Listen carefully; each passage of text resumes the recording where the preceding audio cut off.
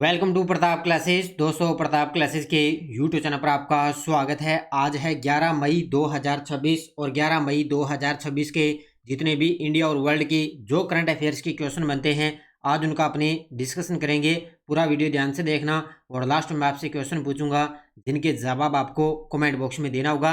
आज अपने पढ़ेंगे कि MIRV प्रणाली से युक्त उन्नत अग्नि मिसाइल का परीक्षण और डेनमार्क के होर्सेंस में आयोजित थॉमस कप 2026 और भारत के तीसरे चीफ ऑफ डिफेंस स्टाफ यानी कि CDS के रूप में किसे नियुक्ति दी गई है, इनकी आज हम चर्चा करेंगे पूरे लेटेस्ट न्यूज़ के साथ में। डेली आपको सुबह अब से इस क्लास का टाइम रहेगा सुबह 7:15। सुबह 7:15 डेली आपको आज से इस क्लास का टाइम चेंज हो रहा है। पहले आपको 7:30 पर मिलती थी, लेकिन आज से आपको ये 7:15 पर ये क्लास आपको कंटिन्यू आपको मिलती रहेगी। तो सभी साथी एक बार करेंगे सेशन को लाइक शेयर। सभी साथियों को प्यार भरा नमस्कार, गुड मॉर्निंग।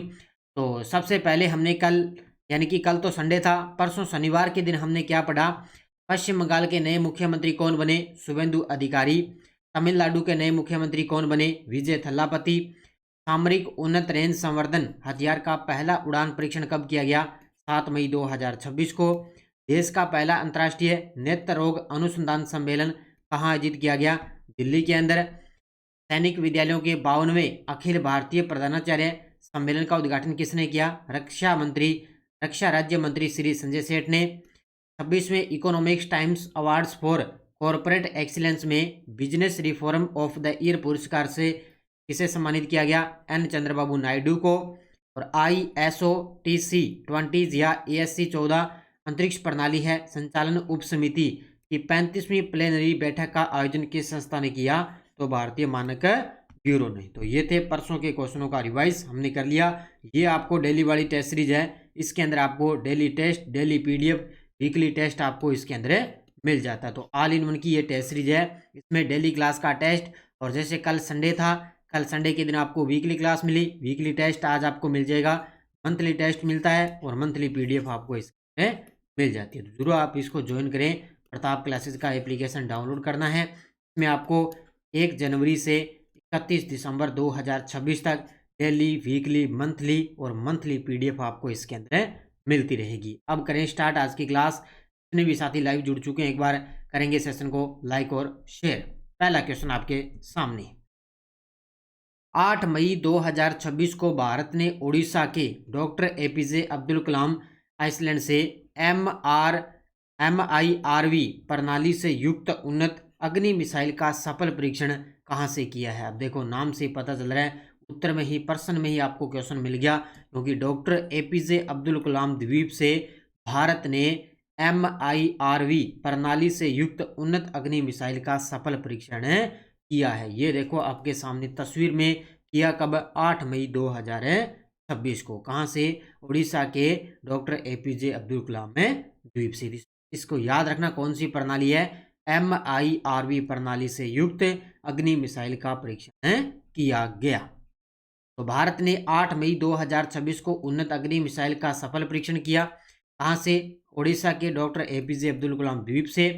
मिसाइल में MIRV मल्टीपल इंडिपेंडेंटेड टारगेट रे एंटी व्हीकल प्रणाली का उपयोग किया गया। यह मिसाइल एक साथ कई लक्ष्यों को निशाना बनाने में सक्षम है, क्योंकि धीरे धीरे आपको पता है टेक्नोलॉजी के क्षेत्र में बड़ी बढ़ोतरी हो रही है, डिजिटल तरीके का जमाना है, क्योंकि हर तरीके की जो मिसाइलें हैं हर लक्ष्य को वो अपना निर्धारित करती है अलग अलग तरह से। इस परीक्षण के दौरान कई वारहेड या विस्फोटों का उपयोग किया गया। लक्ष्यों को हिंद महासागर क्षेत्र में विस्तृत भौगोलिक क्षेत्र में इसको रखा गया और कई जमीनी और जहाज आधारित स्टेशनों ने टेलीमेट्री और ट्रैकिंग का कार्य, अलग अलग क्षेत्र है, अलग अलग चरण है, इनके परीक्षण वगैरह होते रहते हैं। ठीक, अगला। जबलपुर स्थित गन कैरिज फैक्ट्री ने धनुष तोप का नया संस्करण मुख्य रूप से किसके लिए तैयार किया है? कार के प्रश्न आपको देंगे। ये देखो आपके सामने तस्वीर के अंदर ये है धनुष तोप। क्या नाम है इसका? धनुष तोप। तो जबलपुर स्थित है गन कैरिज फैक्ट्री है, उन्होंने धनुष तोप का एक नया संस्करण तैयार कर दिया है। किसके लिए? तो ये किया है भारतीय सेना के लिए। तो होगा ऑप्शन नंबर C, किसके लिए तैयार कर दिया? भारतीय सेना के लिए। देखो डिटेल आपके सामने। जबलपुर स्थित गन कैरिज फैक्ट्री ने भारतीय सेना के लिए धनुष तोप का एक नया और उन्नत संस्करण तैयार कर दिया है। 155 mm 52 कैलिबर का संस्करण इस माउंटेन गन के प्रोटोटाइप की सफल स्ट्रक्चरल फायरिंग हाल ही में सीईपी यानी कि सीपीई इंटारसी के अंदर संपन्न हो चुकी है। तो इसका सफल स्ट्रक्चरल फायरिंग है वो पूरा हो चुका है। विशेषताएं देखें तो ये अपग्रेड संस्करण 155 mm 52 कैलिबर वाली शक्तिशाली तोप जो पुराने 45 कैलिबर संस्करण की तुलना में अधिक रेंज प्रदान करती है, क्योंकि जो पुराने वाली होती है उससे नई वाली और भी उसके अंदर नया सिस्टम होता है। मारक क्षमता 40 से 42 किलोमीटर तक है और उच्च सटीकता के साथ लक्ष्य भेदने में सक्षम। अगला चरण 2 गन के प्रोटोटाइप का आगामी महत्वपूर्ण परीक्षण राजस्थान के पोखरण में किया जाएगा। तो आगामी परीक्षण होगा, अगला चरण होगा वो राजस्थान के पोखरण में होगा। याद रखना, धनुष तोप का नया संस्करण भारतीय सेना के लिए तय किया गया। डेनमार्क के होर्सेंस में आयोजित थॉमस कप 2026 के फाइनल में किसने जीत हासिल की है? ये देखो आपके सामने में सबसे पहले आपको याद रखना है कि थॉमस कप 2026 का फाइनल हुआ कहाँ पे? डेनमार्क के अंदर। इसके अंदर किसने जीत हासिल की? तो ये जीता है चीन ने। अब इसके अंदर मैं आपको पुरुषों के अंदर तो चीन ने जीता है, पुरुषों और महिला दोनों की मैं आपको बताऊंगा, तो दोनों को आपको अच्छी तरह करना है। ठीक है, तो थॉमस कप 2026 उबर कप फाइनल 2026 में पुरुष टीम चैंपियनशिप का ये 34वां संस्करण और उबर कप में महिला टीम का ये 31वां संस्करण आयोजित किया गया। दोनों अलग अलग हैं, पुरुषों का 34वां और महिला का 31वां। 24 अप्रैल से 3 मई तक इसका आयोजन हुआ। थॉमस कप 2026 पुरुषों के अंदर पीपुल्स रिपब्लिक ऑफ चाइना विजेता रहा, उप विजेता रहा फ्रांस, और चीन का 13वां ये थॉमस कप खिताब है। पुरुषों के अंदर चीन ने जीता है, उप विजेता रहा था फ्रांस, चीन ने ये 13वां अपना जीता है। ठीक है, और महिला के अंदर हम बात करें तो ये जीता है रिपब्लिक ऑफ कोरिया यानी कि दक्षिणी कोरिया ने, और उप विजेता इसके अंदर चीन रहा, और कोरिया का 3रा उबर खिताब इन्होंने। अब देखो यहाँ पे चीन उप विजेता फिर रह गया, और यहाँ पे दक्षिणी कोरिया इसके अंदर है उबर कप 2026 महिला श्रेणी के अंदर। ठीक है, ये आपको याद रखना है, पुरुषों और महिला दोनों। बड़ा गजब का प्रश्न है, ये लीजिए। ताजा एक बड़ी नई नियुक्ति आपके सामने। भारत सरकार ने किसे चीफ ऑफ डिफेंस स्टाफ यानी कि सीडीएस के रूप में नियुक्त किया है? यानी कि अब तक देश के अंदर अब ये तीसरे नंबर के व्यक्ति बने हैं सीडीएस, क्योंकि सबसे पहले थे जनरल विपिन रावत, उनका हेलीकॉप्टर दुर्घटना में निधन हो गया था। उसके बाद में अभी अनिल चौहान है, उनका कार्यकाल 30 मई को समाप्त हो रहा है। ठीक है, 30 मई को उनका कार्यकाल समाप्त हो रहा है। अब उसके बाद में अब ये उनके आगे का समय है जो इनके पास रहेगा। इनका नाम है लेफ्टिनेंट जनरल एनएस राजा सुब्रमणी। क्या है? लेफ्टिनेंट जनरल एनएस राजा सुब्रमणी। ये अब देश के तीसरे चीफ ऑफ डिफेंस स्टाफ के रूप में नियुक्ति होने जा रही है इनकी। भारत सरकार ने लेफ्टिनेंट जनरल एनएस राजा सुब्रमणी को नया चीफ ऑफ डिफेंस स्टाफ नियुक्त किया है। वे कार्य ग्रहण करने की तिथि से अगले आदेश तक भारत सरकार के मामलों के विभाग के ये सचिव के रूप में कार्य करेंगे। वर्तमान सीडीएस जनरल अनिल चौहान 30 मई 2026 को अपना कार्यकाल पूरा करेंगे, और जनरल जो एनएस राजा सुब्रमणी है वो 1 सितंबर 2025 से राष्ट्रीय सुरक्षा परिषद सचिवालय में सैन्य सलाहकार के रूप में कार्यरत। तो वर्तमान में इनका 1/2025 से राष्ट्रीय सुरक्षा परिषद सचिवालय में सैन्य सलाहकार के रूप में कार्यरत है। 1 जुलाई 2024 से वो 31 जुलाई 2025 तक वो सेना के उप प्रमुख भी। ये आपको याद रखना है, ताजा एक नई नियुक्ति आपके सामने। हाल ही में भारत सरकार ने किसे नया नौसेना प्रमुख नियुक्त किया है? ये लीजिए भाई, एक और नई नियुक्ति आपके सामने। आज की बड़ी करंट अफेयर्स की क्लास के अंदर 2 व्यक्ति चर्चा में। भारत सरकार ने नया सेना प्रमुख नियुक्त कर दिया है। किसको? ये किया है वाइस एडमिरल कृष्णा स्वामीनाथन को। याद रखना, नया नौसेना प्रमुख बन चुके हैं चीफ ऑफ नेवल स्टाफ। तो याद रखना, वाइस एडमिरल कृष्णा स्वामीनाथन ये बन गए नए नौसेना प्रमुख। इनसे पहले कौन थे? दिनेश कुमार त्रिपाठी, जिनका कार्यकाल 31 मई 2026 को पूरा होने जा रहा है। उसके बाद में एडमिरल कृष्णा स्वामीनाथन वो 9 नए सेना प्रमुख बन जाएंगे। बस ये याद ही रखना है, कृष्णन स्वामीनाथन को नया नौसेना प्रमुख नियुक्त किया गया। इससे पहले दिनेश कुमार त्रिपाठी, जिनका अभी कार्यकाल 31 मई 2026 का, इतना आपको याद रखना है। 2 मई 2026 की रिपोर्ट के अनुसार प्रधानमंत्री आवास योजना शहरी यानी कि PMAY 2.0 के तहत घरों के निर्माण को पूरा करने में भारत के अंदर कौन सा राज्य नंबर 1? तो प्रधानमंत्री आवास योजना के तहत शहरी क्षेत्रों के अंदर देखें तो घरों के निर्माण को पूरा करने में भारत के अंदर नंबर 1 है उड़ीसा राज्य। है उड़ीसा राज्य इसके अंदर नंबर 1 है।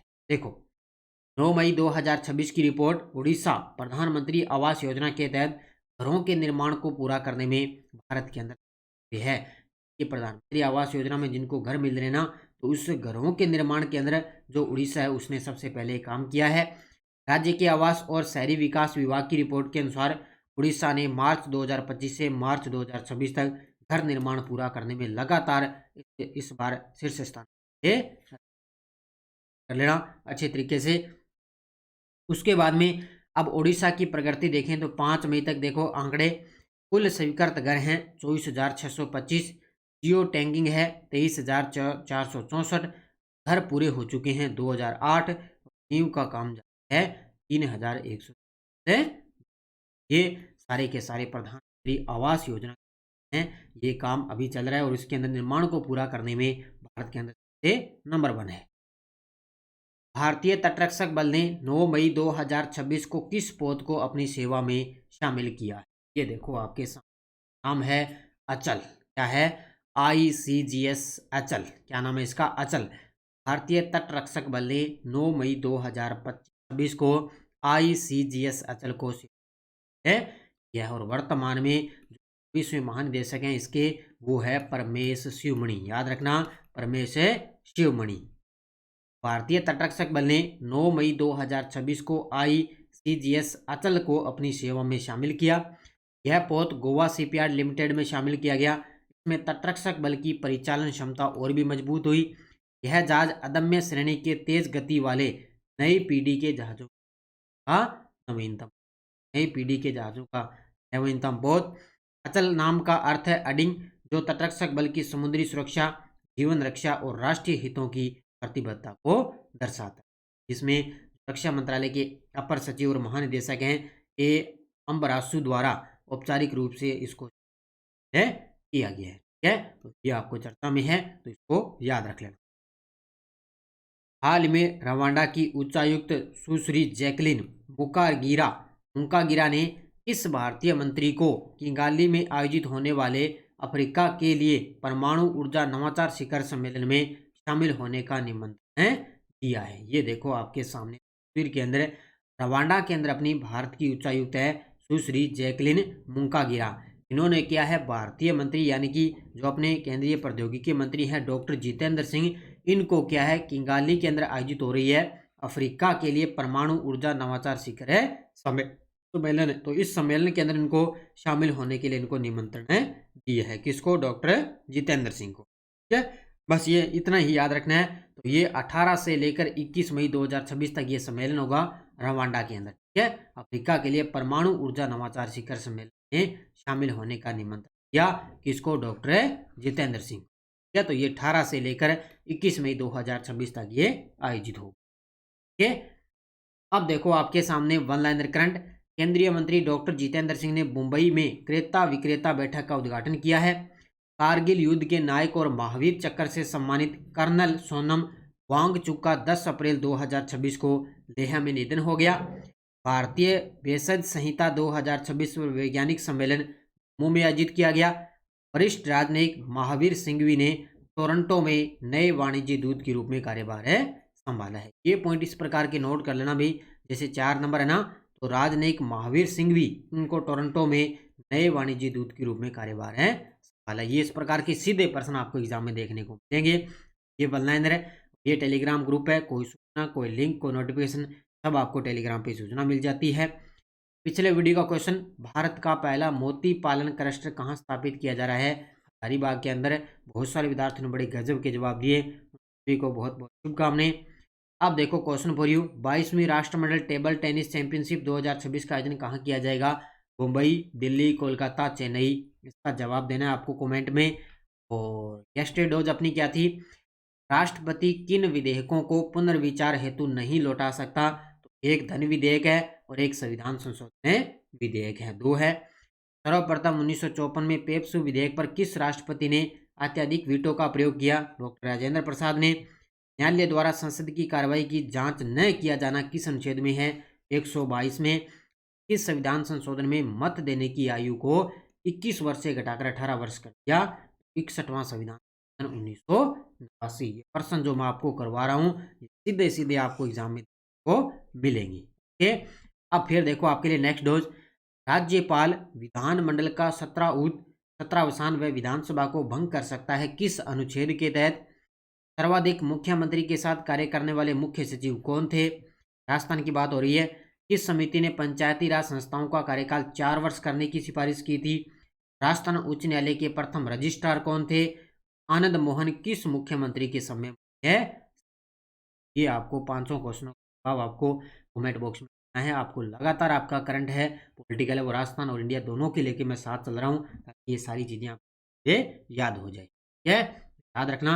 ये फर्स्ट ग्रेड की स्कूल व्याख्याता मिशन 1.0 2.0 दोनों बाजार में है। मानक पब्लिकेशन का ऐप डाउनलोड करके ये बुक आप पा सकते हो। फर्स्ट ग्रेड की करंट की टेस्ट चल रही है, second grade plus PT third grade की है, एलडीसी और सीईटी इन दोनों चल रही है। सीईटी के अभी लगभग फॉर्म अगले महीने से स्टार्ट हो जाएंगे, नवंबर दिसंबर के अंदर इनका एग्जाम है। ये थी आज की अपनी क्लास। भी साथी करेंगे वीडियो को लाइक शेयर। अब से ये क्लास आपको डेली 7:15 पर आपको कंटिन्यू मिलती रहेगी। धन्यवाद। जय हिंद, जय भारत, जय राजस्थान।